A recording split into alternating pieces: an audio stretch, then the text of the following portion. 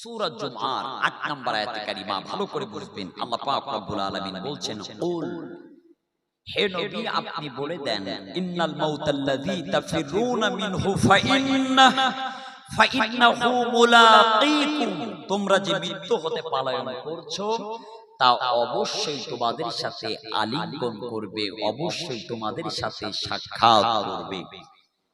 সুম্মা তুরাদ্দুনা ইলা গালিবিল গায়বি ওয়াশ শাহাদা, তারপর তোমাদেরকে অদৃশ্য দৃশ্য সম্পর্কে পরিজ্ঞাত আল্লাহর কাছে ফিরিয়ে নেওয়া হবে। তারপর তিনি তোমাদেরকে জানিয়ে দিবেন আমরা যেটা দুনিয়ার জমিনে করব। ভাইরা আমার ভালো করে বোঝার চেষ্টা করবেন। সূরা জুমআর ৮ নম্বর আয়াতে কারিমার মধ্যে আল্লাহ পাক রব্বুল আলামিন বলছেন, দুনিয়ার মানুষেরা শোনো, তোমরা যে মৃত্যু হতে পলায়ন করছো, মরণ থেকে যে তোমরা দূরে চলে যাচ্ছ, স্পষ্ট আল্লাহর ঘোষণা শুনে রাখো, অবশ্যই মৃত্যু তোমাদের সাথে আলিঙ্গন করবে, অবশ্যই মৃত্যুর সাথে তোমাদের সাক্ষাৎ করতে হবে। কারণ মৃত্যু হবে, এটা একেবারেই অনিবার্য সত্য কথা। মৃত্যু থেকে পৃথিবীর কেউ পলায়ন করে টিকে থাকতে পারে নাই। পৃথিবীর জমিনে বড় বড় রাজা বাদশারা মৃত্যু থেকে পলায়ন করবার চক্রান্ত করেছিল, চেষ্টা করেছিল, তারা পারে নাই। সুতরাং বর্তমান সময়ে যারা মৃত্যু থেকে পলায়ন করার চেষ্টা করবে, কোনো দিনের জন্য তারা পারবে না। আল্লাহ পাক রব্বুল আলামিন আরো সুন্দর করে জানিয়ে দিচ্ছেন। আল্লাহ বললেন, আইনামা তাকুনু ইউদরিকুমুল মাউত ওয়ালাউ কুনতুম ফি বুরুজিন মুশাইয়াদা। সূরা আন-নিসা আয়াত নম্বর ৭৮। আল্লাহ পাক রব্বুল আলামিন বলছেন, তোমরা যেখানেই থাকো না কেন, অবশ্যই মৃত্যু তোমাদের নাগাল পাবে।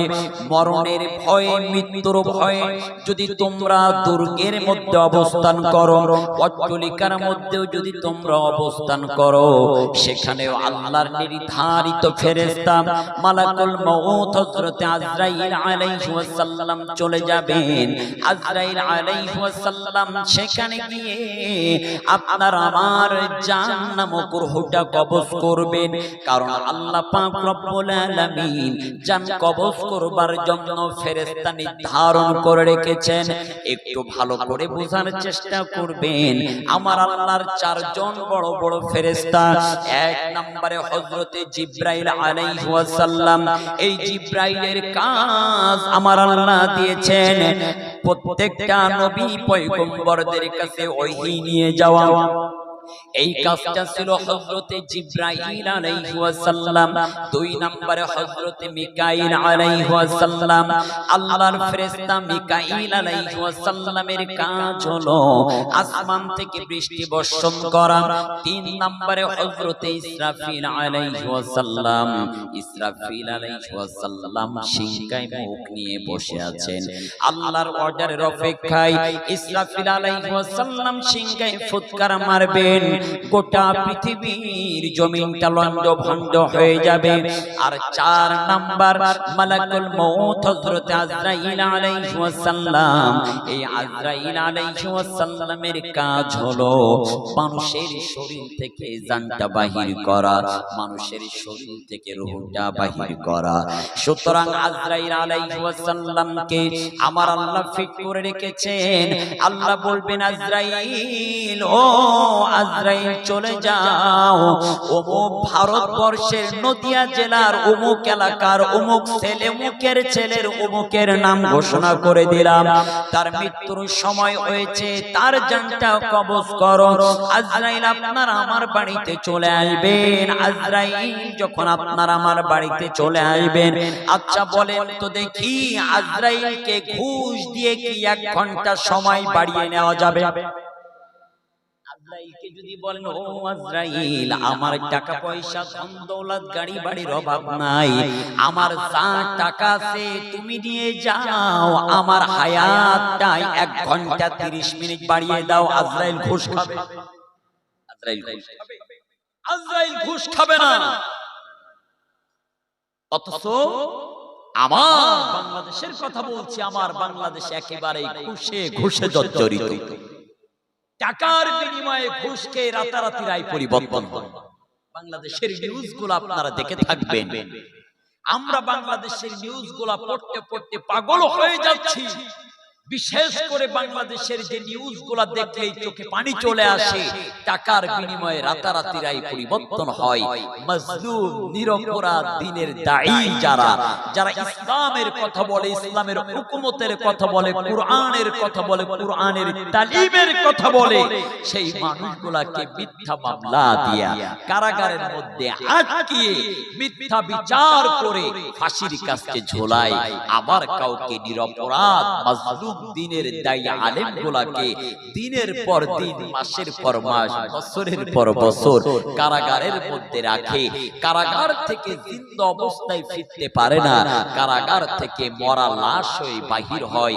তার জ্বলন্ত প্রমাণ এই তো কিছুদিন আগে বাংলাদেশের নন্দিত মুফাসসির, কুরআনের বুলবুলি, কোরআনের পাখি আল্লামা সাঈদী কারাগার থেকে মৃত্যু লাশ হয়ে বাহির হয়েছে। আপনাদের আজকের আলোচক আমার পূর্বের আলোচক, আলহামদুলিল্লাহ, ওনার আলোচনা শুনে আমি একেবারে মুগ্ধ হয়েছি। চমৎকার কুরআন টু কুরআন আলোচনা করেছেন, আমি খুশি হয়েছি। আমাদের কুরআনের বুলবুলি, আমাদের কুরআনের পাখিটার সম্পর্কে কথা বলেছেন, আলহামদুলিল্লাহ। ভালো করে বোঝার চেষ্টা করবেন, আজরাইল কিন্তু ঘুষ খাবে না। আল্লাহ পাক রব্বুল আলামিন আজরাইলকে নির্ধারণ করে রেখেছেন রূহ কবজ করবার জন্য। আল্লাহ পাক রব্বুল আলামিন সুন্দর করে সেটার ব্যাপারে জানিয়ে দিচ্ছেন। আল্লাহ বললেন, কুল ইয়াতাওয়াফাকুম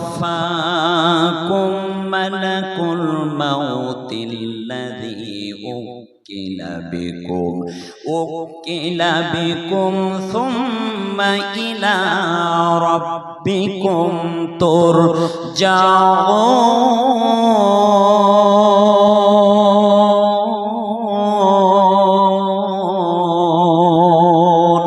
আল্লাহ পাক রব্বুল আলামিন সূরা আস-সাজদার 11 নম্বর আয়াতে বলছেন, বলুন তোমাদেরকে মৃত্যু দেবে মৃত্যুর ফেরেশতা, যাকে তোমাদের জন্য নিয়োগ করা হয়েছে, তারপর তোমাদের রবের নিকট তোমাদের ফিরিয়ে আনা হবে। আল্লাহ বললেন, গোলাম তোমাদের জন্য মালাকুল মউত আজরাইলকে নির্ধারণ করা হয়েছে। কুল্লু নাফসিন যায়িকাতুল মাউত সুম্মা ইলাইনা তুরজাউন। আল্লাহ বললেন, কুল্লু নাফসিন যায়িকাতুল মাউত, প্রত্যেকটা প্রাণীর মৃত্যুর স্বাদ গ্রহণ করতে হবে, প্রত্যেকটা প্রাণীর পৃথিবীর জমিন ছেড়ে চলে যাওয়া লাগবে। সুম্মা ইলাইনা তুরজাউন, তারপরেই আল্লাহর কাছে যেতে হবে। আপনি আমি আল্লাহর কাছে, আপনার আমার যাওয়া লাগবে, আল্লাহর কাছে আপনার আমার হাজির হতে হবে।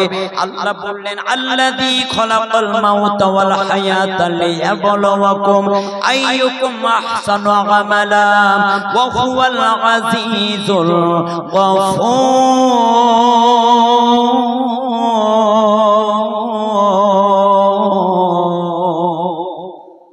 সূরা মুলক আয়াত নাম্বার 2। আল্লাহ বলছেন, আল্লাহ হায়াত সৃষ্টি করেছেন, আবার মৃত্যু দিবেন। এতে কোনো সন্দেহ আছে? আইয়ুকুম আহসানু আমালা, আল্লাহ বলছেন আমি দেখতে চাই এই নির্ধারিত কম সময়ের মধ্যে কারা কারা দুনিয়ার জমিনে ভালো কাজ করতে পারে, ভালো আমল করতে পারে। মনে রাখবেন, আল্লাহ পাক রব্বুল আলামিন পৃথিবীর জমিনে প্রত্যেকটা মানুষ, আল্লাহর প্রত্যেকটা গোলাম, বিশ্বনবীর প্রত্যেকটা উম্মতকে পাঠিয়েছেন। আল্লাহ পাক রব্বুল আলামিন প্রত্যেকটা মানুষকে সৃষ্টি করার পরে প্রত্যেকটা মানুষের কাঁধের উপরে, ঘাড়ের উপরে 5টা করে মামলা চাপিয়ে দিয়েছেন। কয়টা মামলা? 5টা করে মামলা চাপিয়ে দিয়েছেন। এই 5টা মামলার পয়েন্টের উপরে আজকে আলোচনা করব। 1 নাম্বার মামলা, ভালো করে মনে রাখবেন, 1 নাম্বার মামলা হলো মৃত্যু নামক মামলা চাপিয়ে দিয়েছেন আল্লাহ। 2 নাম্বার কবর নামক মামলা চাপিয়ে দিয়েছেন আল্লাহ। 3 নাম্বার মিজান নামক মামলা চাপিয়ে দিয়েছেন। 4 নাম্বার হাসর নামক মামলা চাপিয়ে দিয়েছেন, আর 5 নাম্বার আখিরাত নামক মামলা চাপিয়ে দিয়েছেন। জান্নাত এত সহজ ব্যাপার নয়। জান্নাতে যেতে হলে আপনার 5টা ঘাটি পার হতে হবে। আমি জানতে চাচ্ছি ওই জান্নাতে যাওয়ার ইচ্ছা, আকাঙ্ক্ষা, তামান্না, স্বপ্ন, সাধনা আমাদের এই বুকের মধ্যে আছে না নাই? পৃথিবীতে প্রত্যেকটা মানুষের একটাই ইচ্ছা, একটাই আকাঙ্ক্ষা, একটাই স্বপ্ন, একটাই সাধনা, আল্লাহর কাঙ্ক্ষিত স্থান, নিয়ামতে ভরা জান্নাত। সুবহানাল্লাহ বলে। আমি তো জানি না পাবো কি পাবো না, আল্লাহ তোমার দেয়া সেরা জান্নাত। আমি তো জানি না পাবো কি পাবো না, আল্লাহ তোমার দেয়া সেরা জান্নাত। আমি শুধু জানি নরকের অগ্নি সইতে পারবো না কোনদিন রাত। আমি তো জানি না পাবো কি পাবো না, আল্লাহ তোমার দেয়া সেরা জান্নাত। জান্নাত চাইতে হবে কার কাছে? জান্নাতের মালিককে। তাহলে আজকের আলোচনা বিষয় হলো 5টা মামলা চাপিয়েছেন। 1 নাম্বার মৃত্যু নামক মামলা, 2 নাম্বার কবর নামক মামলা, 3 নাম্বার মিজান নামক মামলা, 4 নাম্বার হাসর নামক মামলা, 5 নাম্বার আখিরাত নামক মামলা। 1 নাম্বার মামলা হলো মৃত্যু নামক মামলা। সূরা জুমার 8 নাম্বার আয়াতে কারিমার মধ্যে মৃত্যু সংক্রান্ত ব্যাপারে আমার আল্লাহ চমৎকার উপস্থাপনা করেছেন, চমৎকার দলিল দিয়েছেন। সূরা আন-নিসার 78 নম্বর আয়াতের মধ্যে মৃত্যু সংক্রান্ত চমৎকার উপস্থাপনা দলিল দিয়েছেন আমার আল্লাহ। সূরা আস-সাজদার 11 নম্বর আয়াতে মৃত্যু সম্পর্কে চমৎকার উপস্থাপনা, চমৎকার দলিল দিয়েছেন আল্লাহ পাক রব্বুল আলামিন। মৃত্যুর ব্যাপারে কুরআনুল কারীমের অসংখ্য জায়গায় বর্ণনা করেছেন। এবার আসেন আল্লাহ পাক রব্বুল আলামিন বলছেন, গোলাম আমি আল্লাহ তোমাদেরকে সৃষ্টি করে পৃথিবীর জমিনে পাঠিয়েছি।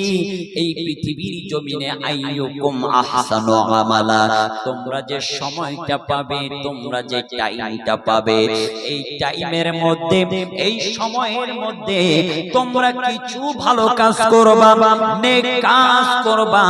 যে নেক কাজের বিনিময়ে আমি আল্লাহ তোমাদের উপরে রাজি হয়ে যাব, আমি আল্লাহ তোমাদের উপরে সন্তুষ্ট হয়ে যাব, আমি আল্লাহ তোমাদের উপরে খুশি হয়ে আমি যেন তোমাদের জান্নাত দিতে পারি। আমি আল্লাহর কাছে তোমাদের অবশ্যই আসতে হবে, কারণ আমি আল্লাহ তোমাদেরকে সৃষ্টি করেছি। আল্লাহ বললেন, মিনহা খালাকনাকুম ওয়া ফিহা নুঈদুকুম ওয়া মিনহা নুখরিজুকুম তারাতান উখরা। আল্লাহ বলছেন, আমি তোমাদেরকে মাটি থেকে সৃষ্টি করেছি, আবার এই মাটির সাথে তোমাদেরকে মিশে যেতে হবে। আবার আমি রব্বে কারীম এই মাটি থেকে তোমাদের উত্তোলন করব। কখন তোমাদের মাটি থেকে উত্তোলন করব, কখন তোমাদের মাটি থেকে তুলব? আল্লাহ বলছেন, ইযা যুলজিলাতিল আরদু জিলজালাহা ওয়া আখরাজাতিল আরদু আসকালাহা। গোটা পৃথিবীর জমিনটা যখন লণ্ডভণ্ড হয়ে যাবে, চারিদিক যখন একেবারে একাকার হয়ে যাবে, কিয়ামত যখন আরম্ভ হয়ে যাবে, আল্লাহ পাক রব্বুল আলামিন কবরের মধ্যে থেকে আপনাকে আমাকে উত্তোলন করবেন। আল্লাহ পাক রব্বুল আলামিন আপনাকে আমাকে কবর থেকে তুলবেন। আচ্ছা বলেন তো দেখি, যে আল্লাহ আপনার আমার হায়াত দিয়েছেন, আবার মালাকুল মউতের মাধ্যম দিয়া আপনার আমার সুন্দর শরীর সুঠাম দেহের মধ্য থেকে জানটা কবজ করবেন, রূহটা কবজ করবেন, ওই আল্লাহ কি আপনার আমার আবার কবর থেকে জিন্দা করার ক্ষমতা আছে না নাই?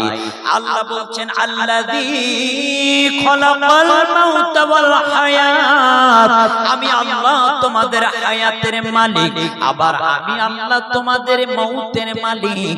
আমি আল্লাহ তোমাদেরকে হায়াত দিয়েছি, আবার মৃত্যু ঘটাবো, আবার এই কবরের মধ্য থেকে আমি রব্বে কারীম তোমাদেরকে উত্তোলন করব। এখন বলতে পারেন হুজুর, আপনি বারবার বলছেন আল্লাহ মৃত মানুষগুলাকে জিন্দা করবে, হোয়াট ইজ ইওর ডকুমেন্টস? আপনি একটা দলিল দেন, কেমন আমার আল্লাহ মরা মানুষগুলাকে জিন্দা করবেন? এই প্রশ্ন আজকে আপনার আমার নয়, হাজার হাজার বছর আগে মুসলিম জাহানের জাতির পিতা হযরত ইব্রাহিম আলাইহিস সালাম আল্লাহর কাছে প্রশ্ন করেছিল, আল্লাহর কাছে জানতে চেয়েছিল, ও রব্বুল আলামিন, আপনি তো জিন্দা মানুষগুলোর শরীর থেকে জানটা কবজ করে, রূহটা কবজ করে মরা মানুষে রূপান্তরিত করবেন, আবার ওই মরা মানুষগুলোকে আপনি কিভাবে জিন্দা করবেন? আল্লাহ ডাক দিয়া বলছে, আমার বন্ধু ইব্রাহিম খলিলুল্লাহ, আমি যে মরা মানুষগুলোকে জিন্দা করতে পারি, এটা কি তোমার বিশ্বাস হয় না? এটা কি তুমি মানতে পারো না?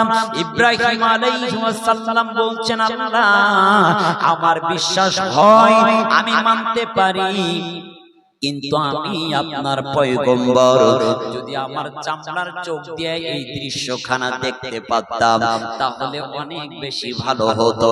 আল্লাহ ডাক দিয়ে বলছে, ইব্রাহিম বুঝতে পেরেছি, তুমি এই দৃশ্যখানা তুমি তোমার চামড়ার চোখ দিয়ে দেখতে চাও যে আমি কিভাবে মরা মানুষগুলোকে জিন্দা করব।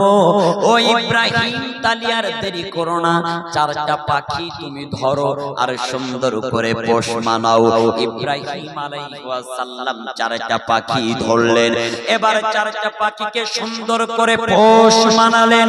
আমার আল্লাহ নির্দেশ করলেন, আর দেরি করো না ইব্রাহিম, এবার চারটা পাখিকে ধরে জবেহ করো।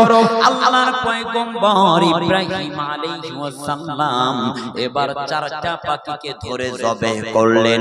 চারটা পাখিকে ধরে জবেহ করার পরে আল্লাহ নির্দেশ করছে, তাদের কল্লাগুলো আলাদা করো, তাদের ডানাগুলো আলাদা করো, তাদের পাগুলো আলাদা করো, তাদের চোখগুলো আলাদা করো, হাড় হাড্ডিগুলো আলাদা করো, তাদের দিল কলিজাগুলো আলাদা করো।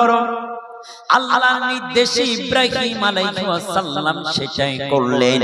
এবার আল্লাহ নির্দেশ করছে, কুম বিইজনিল্লাহ, আমার নাম বলে ডাক দাও। ইব্রাহিম আলাইহিস সালাম নাম ধরে ডাক দিতে দেরি, আর চারটা মরা পাখির প্রত্যেকটা পাখির কল্লার জায়গায় কল্লা, ডানার জায়গায় ডানা, পায়ের জায়গায় পা, চোখের জায়গায় চোখ, হাড়ের জায়গায় হাড়, দিল কলিজার জায়গায় কলিজা গোলা সুন্দর করে ফিট হয়ে সুন্দর করে লেগে গিয়ে আল্লাহর পয়গম্বর ইব্রাহিম আলাইহিস সালামের সামনে চারটা পাখি হাজির হয়ে চোখের সামনে উড়া আরম্ভ করে দিলেন।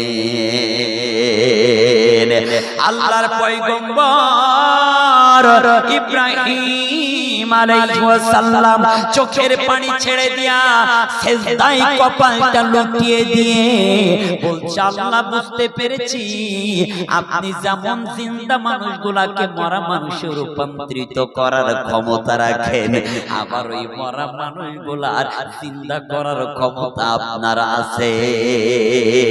সুতরাং যে আল্লাহ আপনার আমার হায়াতের মালিক, ওই আল্লাহ কিন্তু আপনার আমার মউতের মালিক। যে আল্লাহ আপনার আমার হাত দিয়েছেন, সুন্দর সুন্দর দুই দুইটা পা দিয়েছেন, সুন্দর সুন্দর টানা টানা দুইটা চক্ষু দিয়েছেন, আপনার আমার হায়াত দিয়ে এখনো পর্যন্ত পৃথিবীতে বাঁচিয়ে রেখেছেন। অথচ সেই রবের কৃতজ্ঞতা স্বীকার আমরা করি না, সেই রবের ইবাদত, সেই রবের বন্দেগী, সেই রবের গোলামি আপনি আমি করতে পারি না। আল্লাহ বললেন ইয়াকা না'বুদু ওয়া ইয়াকা নাস্তাঈন, গোলাম তোমরা আমার ইবাদত করো, আমার কাছে সাহায্য চাও, আমি আল্লাহ তোমরা যদি আমার কাছে চাও আমি আল্লাহ তোমাদের হাত গোলা ফেরায় দেব না। গভীর রাতে যাই নামাজটা বিছাও, চোখের পানি ছেড়ে দিয়া আমি আল্লাহকে ডাকো, আমি আল্লাহকে ডাকো। আমার আল্লাহর একটা নাম রহমান, আমার আল্লাহর একটা নাম রহিম, আমার আল্লাহর একটা নাম গফফার, আমার আল্লাহর একটা নাম গফুর। আল্লাহ বলছেন বান্দা যেই নাম ধরে তোমরা ডাক দিবা আমি আল্লাহ তোমাদের ডাকে সাড়া দিতে বাধ্য।